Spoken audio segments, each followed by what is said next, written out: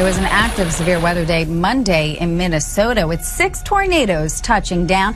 Some of this video pretty incredible. The winds just tearing through a roof of a nursing home in Watkins. Residents there had to be relocated to a safe place. Also, damage was reported in Litchfield. Check this out. See all those roofs flying off those structures. Now, this was on a farm. That tornado moved further out into the country. Now, just one minor injury was reported in these Minnesota storms. Flash flood warnings were issued in the area, with the sheriff advising residents to stay off the roads. So I want to show you this video of a hailstorm that happened in North Dakota. This was over the weekend on Sunday. And, you know, initially when you start looking at this video, you're like, okay, there's some golf balls falling out of the sky. Yes, that's the type of storm that can do damage, but we've all seen video like this before. But fast forward to about a minute later, and oh my goodness.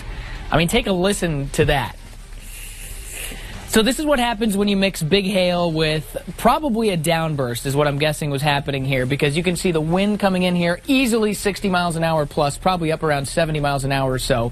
You've got huge hail coming down that's completely shredding the trees, and I can guarantee you this is the type of storm that does damage to houses, like the siding on houses, because you've got wind-driven hail moving about 60, 70 miles an hour horizontally. So in addition to probably the windshield damage that happened to some of the cars there, and maybe on the roof, I'm sure you had some siding damage. And boy, that is a dangerous storm.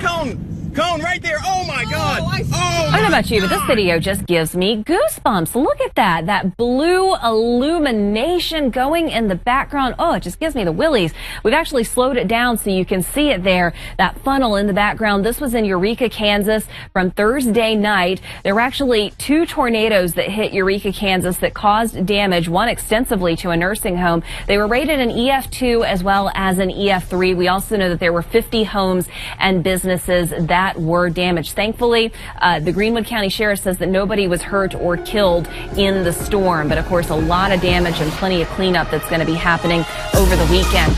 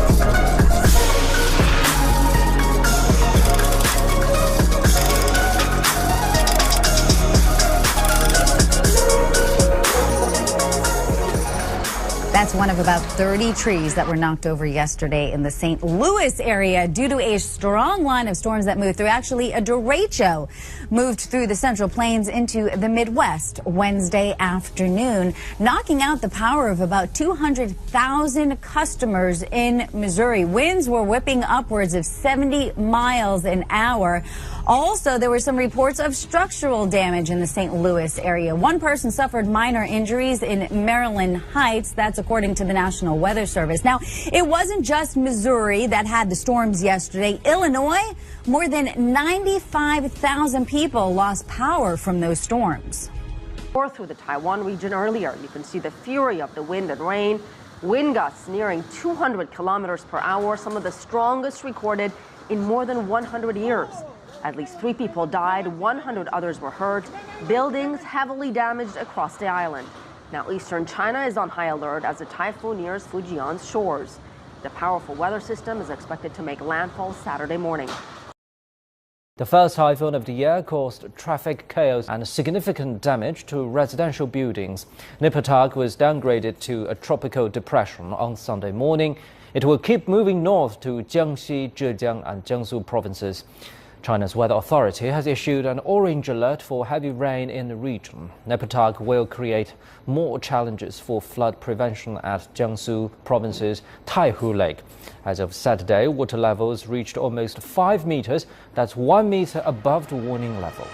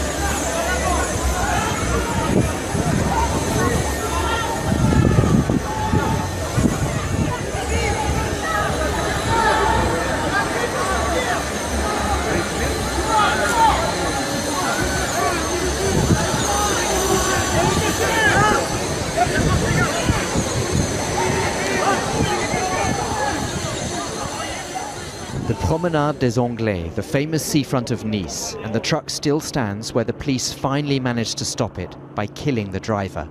By then he'd caused carnage, ploughing through crowds for 2 kilometers, zigzagging, eyewitnesses said, to ensure he hit as many people as possible.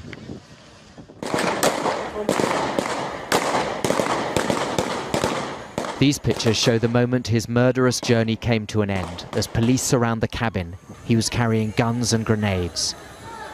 And you can see some of his victims on the street behind, and you can sense the panic all around.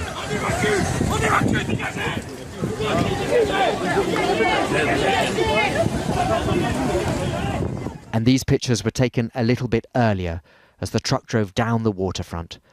The crowds were here to celebrate Bastille Day and watch fireworks. Panic swept through surrounding streets. And as France wakes up again to horror and death, the residents of this holiday town try to make sense of what has happened here. There were people on the ground, yes, people on the ground, many, many. I was trying not to look. I didn't want to see. I tried to look at the sky. It was too painful, too painful. There are many severely wounded in hospitals, including more than 50 children. With everything that's been happening, you sort of expect it. But this, I can't speak. I'm sorry.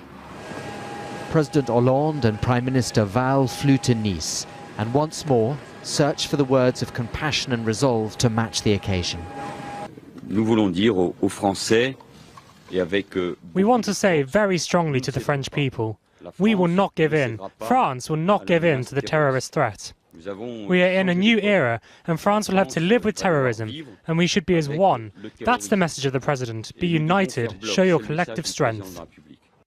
French media have identified the driver, a Tunisian with French residency, Mohamed Louaige Bouel, known to the police but not the intelligence services. Inevitably, there are many questions. Should the authorities have known more? Was the driver alone? Should the truck have been stopped earlier? And how can an open, free society prevent such an attack? Brutal in its simplicity. Barnaby Phillips, Al Jazeera. A new image of the truck. It's a relatively large truck, and you can see that there looks like gunshots in the window, bullet holes in the window of that cabin of the truck. Yes, as you mentioned, this is the kind of truck that, frankly, would not draw a lot of attention. Obviously, the celebrations there would cause them to close the promenade. It's the seafront promenade there in Nice. People were there gathered to celebrate the holiday, and it would obviously be not something that would draw a lot of attention until you get right to where the streets are closed off, and that's the reason why they could take people by surprise. Even if you have dozens of police there, it's really impossible. It's impossible to stop somebody like this if they really want to do the damage, and it appears they've done a lot of damage. We had just finished watching fireworks. I mean, there were like thousands and thousands of people out here. And the fireworks had just ended, and we started walking across the street towards the restaurants. Our show had ended, but we just assumed they were fireworks still going off. But then really shortly after that, I saw people running, and we didn't at this point have any idea what we were running from. We just booked it. I mean, I grabbed my fiance and we started running.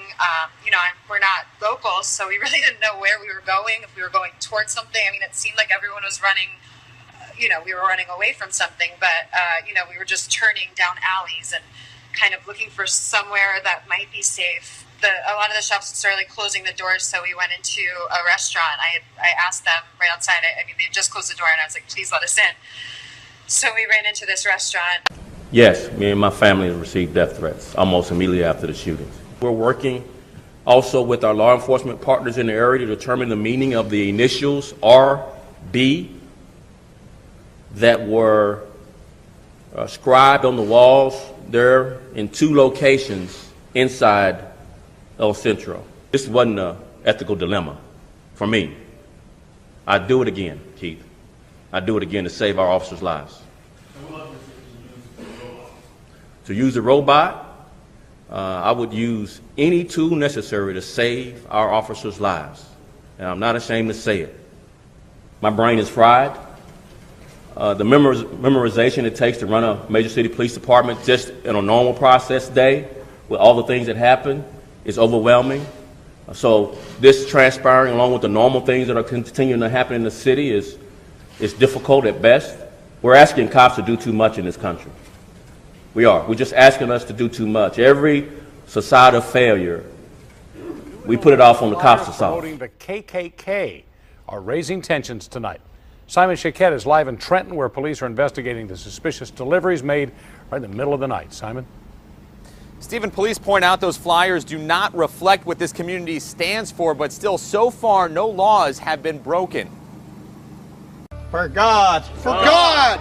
For country! For country! Known around the world for their attacks on African American, Jewish people, and other minorities, the cross-burning KKK operates in secrecy. For race! For race! For Klan! For Klan! But now homeowners in Trenton tell us they are shocked after recently receiving flyers on their front lawns as an apparent recruitment effort. I moved out here for peace. I didn't move out here for the foolishness. This woman asks us not to show her face as we interview her on the 3400 block of Trumbull, where actual literature was dropped off. My kids go to school here. I pay taxes along with everybody else. I own my house.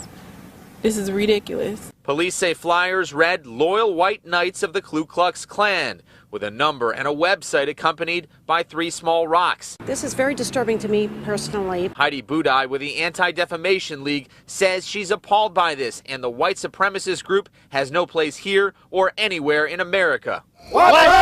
We can see where hatred can lead. And I think that we should remember that here in the United States, the original hate group and the original group that perpetrated terrorism on our land was the KKK. Tonight, along the North Korean border, where nearly 29,000 U.S. soldiers are stationed, a tense standoff over America's plans to deploy an advanced anti-missile system. Kim Jong-un's regime, through one of its news anchors, threatening as soon as that system is set up, North Korea will attack it. It is the unwavering will of our army to deal a ruthless retaliatory strike and turn the South into a sea of fire and a pile of ashes the moment we have an order to carry it out. The missile system, called THAAD, or Terminal High Altitude Area Defense, is a battery that can shoot down short and medium-range ballistic missiles, the kind that Kim has been test-firing relentlessly in recent months. A Pentagon official tells CNN tonight the U.S. and South Korea decided to deploy THAAD because of Kim's, quote, continued belligerence. Experts say the missile batteries will likely be set up on U.S. bases inside South Korea. What could they do against U.S. and South Korean troops manning those positions? Could they strike them? Would they be vulnerable? They could use artillery pieces. They now have longer range multiple rocket launchers, which the THAAD is not designed to defend against. Also, U.S. Strategic Command says it has detected a submarine-based ballistic missile launch by the North Koreans. South Korean officials say that test over the weekend was not successful. But the prospect of the North Koreans someday perfecting submarine-launched missiles is alarming to American commanders because they're hard to defend against. They've taken that a giant leap forward by developing a submarine that could creep along coastlines and avoid U.S. naval counteraction and shoot a ballistic missile at some place like Hawaii. A capability that analysts believe the North Koreans could have within 5 years. All of this comes as the U.S. is leveling sanctions against Kim Jong-un for human rights abuses. Tonight, Kim's retaliating, cutting off his only channel of diplomatic communications with the U.S., a channel operated through North Korea's mission to the UN.